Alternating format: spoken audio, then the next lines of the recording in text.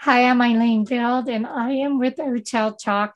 Today, I have another contributor for the book, Mayhem to Miracles, and her name is Bonnie McLean. Hi, Bonnie. Hi, Eileen. How are Good. you? Oh, good, good. I'm great, and it's awesome to have you today because you have a really amazing story that I'd love for people to hear. But first, I want to share who you are. You are a doctor of Oriental Medicine with more than 50 years of experience in the healthcare field, and you've been named top doctor of Oriental Medicine Acupuncture and top holistic healer of the decade by I.A.O.T.P, which I'm not sure what that stands for. You can let us know. And top practitioner of alternative medicine in Gulf Breeze, Florida. And people can find you at spiritgatemedicine.com. So welcome to the show. And I really look forward to hearing your story because you have a COVID miracle. And a lot of people have gone through challenges, and you had some really deep, processes that you had to go through in order to come out of it. So start at the beginning. When I got it, it was July 2020. So it was still kind of new for us. And I didn't realize I had it. I thought I had the stomach flu because I had digestive symptoms. I didn't have the respiratory stuff. But I just felt really bad and went to bed for a week. And I don't remember eating anything except a little watermelon and drank a little water. I did let my nurse practitioner know. And I did actually get checked for COVID, but I never got the results. So I didn't know. So my nurse practitioner said, well, if the symptoms get worse, I was just, like fatigued and some body aches and, just malaise. I just didn't feel right in the digestive stuff. So yes, I did get worse. I started getting shooting pains in my head. My muscle aches got worse. I was really weak by then. And so I called a taxi of all things. I don't think my brain was working right because I didn't call a friend or my boyfriend or neighbor, it was this taxi. And he took me to the local emergency room. And by the time I got there, my blood pressure was 80/40, which is Wow. Shock. As a nurse, I know that means I was in a state of shock. And so they admitted me. They tested me for COVID. I was positive, and they thought I had gone into some kind of toxic reaction.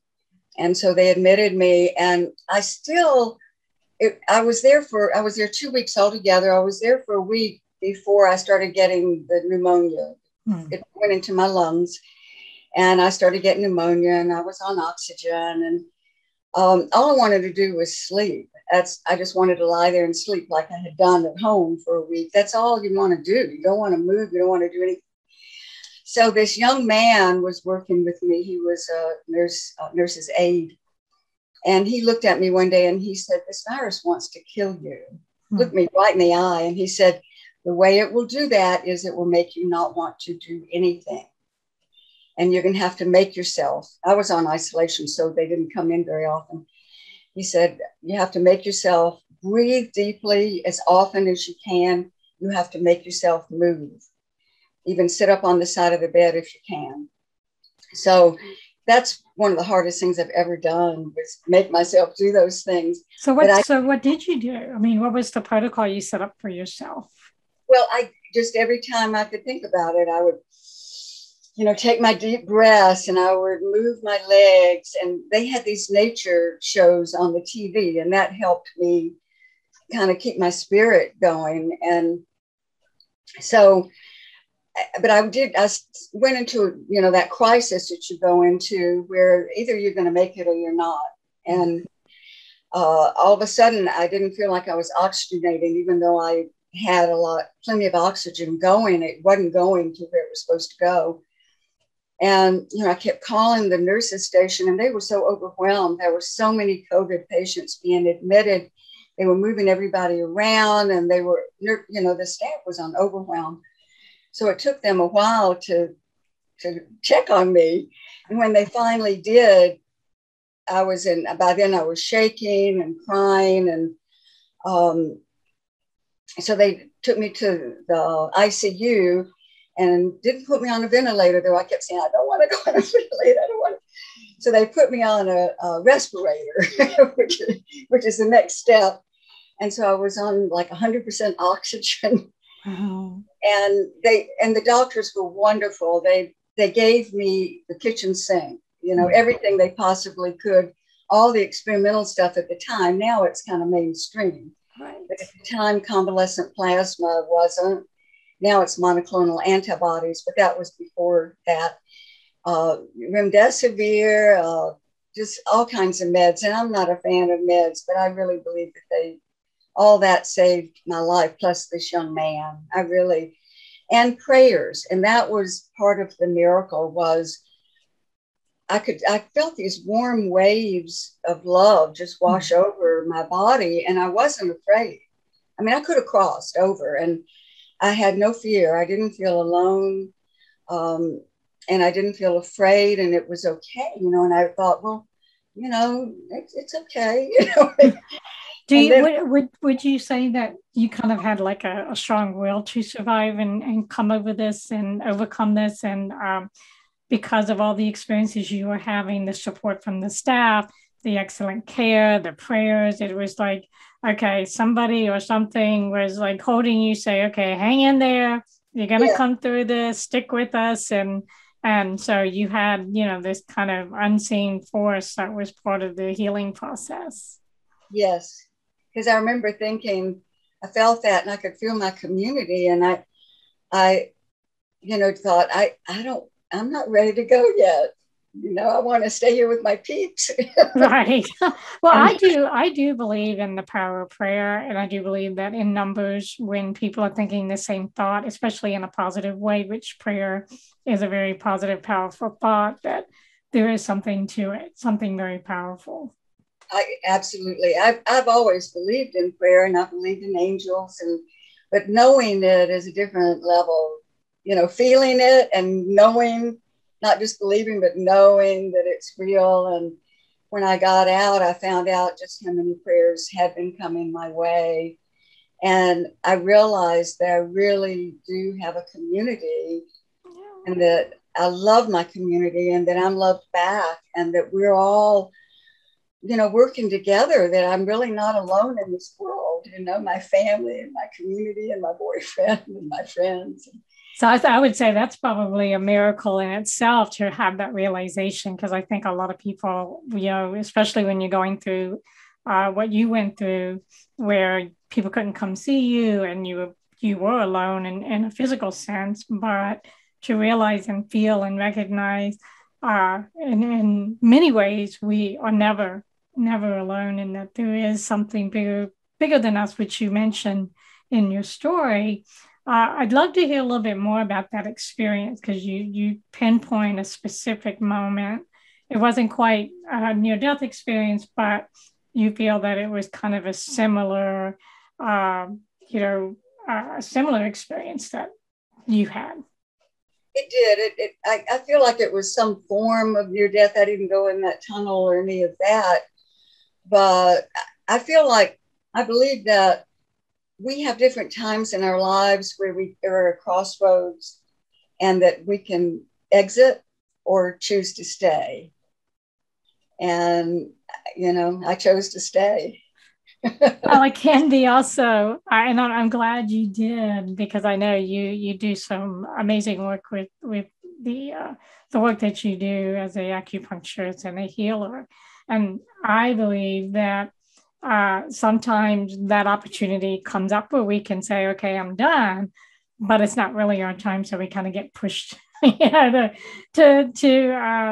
stay in the physical world and do what we came here to do. So you mentioned how this experience has changed your perspective and has changed how you view life. And, I want to hear more about that. I think what I took away from it more than anything was gratitude, a sense of gratitude, things that I had taken for granted, just living everyday life, like being able to breathe for one thing, right? Yes, expand my lungs and get that oxygen, and being able to get out of bed and walk around and to be able to see the day, to see the sunshine or the rain or whatever is out there. And also, like I said, gratitude for being part of a community. I really feel like we're like a circle of people that we're all holding hands. And if somebody falls, and sooner or later, probably all of us are going to at some point in our lives, and there's a person on either side to lift us back up.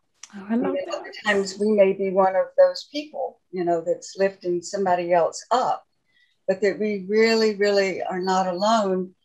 And also, it just deepened my faith too, in knowing that the angels were there and my helpers were there and my healers on this side and the other side. And, the caring that this young man took, because he took a risk to say what he said. Right. And that was another miracle that happened. I had done an interview that was local on the radio, and I got a Facebook message from his girlfriend, who was also a nurse. And she said that he was driving and heard the interview and heard me talk about it. I mean, that's a miracle in itself. I know, right? Talk about how much he had contributed to my still being here and my getting well. And she said he, cried. He called her up in tears because it touched him so deeply that he had affected someone like that. Because she said he's that way, that she works at the same hospital, and she has seen him just go out of his way for his patients. I was going to say, he must be very heart-centered, because, what are the chances that he would have heard you're being interviewed? It's another, example of the little miracles that I think we take for granted, but is really a part of that bigger picture of why we're here in that circle that you mentioned, which I love that analogy. And I think a lot of people get lost along the way, and they forget about that circle. They forget about those little things that we can be grateful for. Is there anything in particular, since you've had the healing and you have this greater appreciation for life itself, that stands out, that makes you more aware of your meaning, why you matter, why you're here, and the impact that maybe it has on your own healing others in the way that you do? Yes. I've been a healer since I knew I was going to be a healer as a child. It was a calling. It is a calling. I don't plan to retire, because you don't retire from a calling. But my focus has always been on the other person and not on myself. And I realized the value of that oxygen mask analogy that they talk about on the airplane, that you have to put the oxygen mask on yourself first so that you can put it on the next person. I don't think I really was aware of that. I think I was so focused because I always had somebody that needed something more than I felt like I needed, that I had to be there for. And it's so important, the self-care part, because we can't be there for other people, and it was such a humbling experience too. It was always the other person that was needing something, who was ill or something, and having that experience myself, it was very humbling, and I'm grateful for that. So what are some of the things that you're doing now to take care of yourself? Well, this last weekend, I went and learned how to kayak. That's awesome. Here I am, 76. for the first time in this kayak out on a bayou, but I loved it, and I'm going to do it again. I may even get one. I just loved it. And then I took a 2-hour yoga class. So that was my Saturday. And then I spent the evening with my lovely boyfriend who nurtures me. And so it was, it was a whole nurturing day. So I'm doing a lot more of that kind of thing, and not just, I think I was just on this treadmill of give, heal, heal. And I have backed off to 3 days a week instead of 4.5, which is what I was doing, and really taking more time. I have started seeing a colleague of mine who practices functional medicine, who's helping me with my physical body, finding out where the underlying imbalances were that, caused me to even get COVID, because I thought I was taking good care of myself. I was taking all the right supplements. I walk every day 2.5 miles. I was, taking my yoga, but there's some pieces that were missing. And after, in looking back on why I did get it, when a lot of people don't, I have A-type blood, which is the vulnerable blood type. So it's good to know one's blood type. Right. I have a history. I have it's a genetic thing called MTHFR, where there's about 40% of the population that doesn't detoxify normally. Really? So I have to pay a lot more attention. I have to, sometimes I've wondered why I couldn't get away with things other people could get away with, abuse my body, especially when I was young. So that, and I have a history of Epstein-Barr. I had mono when I was in my 30s. So I think all of those things, plus I'm 76. So those were 4 factors that I think, set me up. And so I'm determined I'm not going to get it and ever again, or anything else like that. Right. So I really am paying attention and getting my blood work done, and making my visits, and I'm being a good patient. Well, that's the important thing, as a giver and a healer, we have to be a good patient ourselves. And that's not always easy to do. And, I like the idea that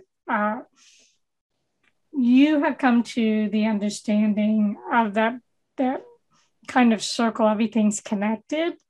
And when we think we've got it all under control, and then something like what you experienced happened, we realize that there's more to it.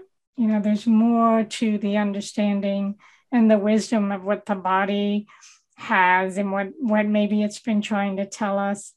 And I do believe that the mind-body-spirit connection is very important and very critical for us to be healthy. And with that in mind, do you have now regular meditation, affirmation that you have implemented to keep in alignment this new understanding and awareness, so that you stay in strength in all those areas and not just, where you think you are? I have several. I've started going back to my yoga classes regularly, even if it has to be on Zoom. Right. So I'm doing that every day in every way. I'm getting better and better. I don't remember whose quote that was, but it was a famous physician a while back. I do meditate. I usually meditate. I do pranic healing. So I usually do the pranic healing meditations. I have several teachers that I pay attention to. This is one of my kids. He wants to be part of the whole thing. They love me on the computer. When I talk to people, they love to join. And that they're my healers, my kitty cats. Absolutely, yes. My babies. So, and I do walk. I walk in a lovely park with trees in the bayou every day. I have a backyard that my house, I have a little cottage in the woods in the middle of town. So I have this funky little house with a great big backyard, and nature nurtures me. So that's a lot of my meditation too. I love to work, out in the yard. I love to grow my plants. There are chickens that live down the street, and they come down a few times a day. And there's a rooster named Bruce and a chicken named Julia. And she's a third of his size, but she rules the roost. She has herself a younger man. Wow. She shows him where to go for the good food. So that's funny. I enjoy them, so the nature has a lot of it. And I'm taking more time to spend more time grounding myself and receiving healing. I'm getting more massages again, and allowing myself to receive help too. Well, it sounds like that the protocol that you've set up since you've been home is to reinvigorate, re-energize, revitalize. And then had me thinking, you talked about being really tired when you came down with the COVID and ended up in the hospital. So where is that element now? Is that chronic fatigue gone? And what do you think has been pivotal in allowing that to transform? And because you look great for 76. I mean, you're shining, you're smiling, you look healthy. So I'm sure a lot of people would love to know, what's the key? Because some people are still suffering from residuals of the COVID, and I'd love to know, is there any residual? And if not, what do you think has been key for that? I did go on a long COVID protocol that I'm taking, and I learned about it online.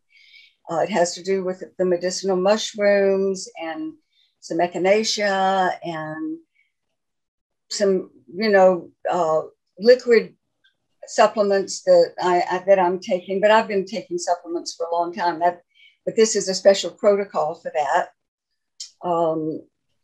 There are several healers that I've worked with. I have several teachers that I have 2 shamanic teachers, Sandra Ingerman, who always inspires me, and Alberto Viodo. And so I've been taking courses with Alberto Viodo, and that helps energize me as well. I have another teacher named Darren Starwin who teaches quantum healing. Mm-hmm. And so I've been working with him very closely with, like I said, receiving some of that healing, and he is amazing.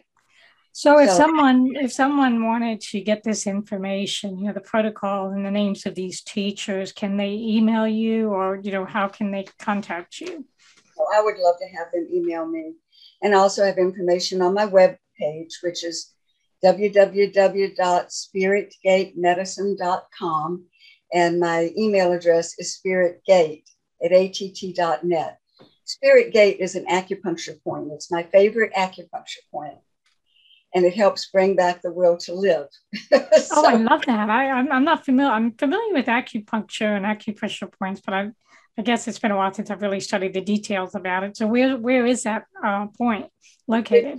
There are 2 locations. One is at the top of the ear in that little triangular fossa at the very end of it. Okay. Where it meets. Right there. And then the other one is on the wrist, right on the inside of that tendon, right here. Yeah. And then you just press on it? Yeah. And you can press both sides. Interesting. So is there a protocol for this one, I think would be easier than having to press the ear. So is there a specific protocol that an individual can do for that? Anytime a person is feeling stressed. I'm also working on my sleep, and my sleep is a lot better. And that's another reason I was having difficulty. So that these things that I'm talking about have really helped me turn my sleep around, and I'm sleeping through the night for the first time in quite a while. Oh, that's great. But yes, just I usually use my thumb, and I just, you can just rub it in there. You can feel an acupuncture point because it's a little more tender than their surrounding. And the thing is, you like this one, you don't have to do it exactly, as long as you're rubbing all around that area and kind of trying to use the intuition too, like intuition will guide you as to whether you're on it or not. And like I said, it's slightly tender. Absolutely. And then I would think acupuncture, I would assume that you have received acupuncture as a protocol for helping to rebalance and revitalize yourself. Yes, I do have an acupuncture colleague that is willing to give me some wonderful, wonderful treatments. And like I said, fellow healers. So I do get regular massage. I'm lucky because a lot of other healers want acupuncture, so they're willing to do exchanges. Right, right. That's an advantage. So if someone's looking to come into better balance and heal from either COVID or anything really, you recommend acupuncture and massage and anything that kind of balances and heals the mind, the body, the spirit. Absolutely. And the functional medicine, that's gotten to be a big thing these days. It has. Find a functional medicine practitioner with MDs, chiropractors, acupuncturists. I've thought about going to study it myself. It's a pretty intense and, time-consuming study. And I may end up doing it, but right now I'm happy to receive it. So yeah, I think it'd be good for you to focus on the receiving. I think as healers, we tend to be lifelong learners, and we have this urge to consistently, become better at what we're doing with other modalities. So, yeah, and one thing too, I have moved into a new office called Empathic Practice. How do you like that name? I love that name. So it's actually it started out to be a medical marijuana prescription. The MD, two of us are the elders there. He's in his 70s, I'm in my 70s. And everybody else is young, which I love. I love being around young people. And I think they like having elders there. So we have two massage therapists. We have an addictions counselor, because their focus is not just to prescribe, but to get to the bottom of why people feel like they need it. Right. And then to work with them, on that level. So it's a very, very diverse group in many, many ways.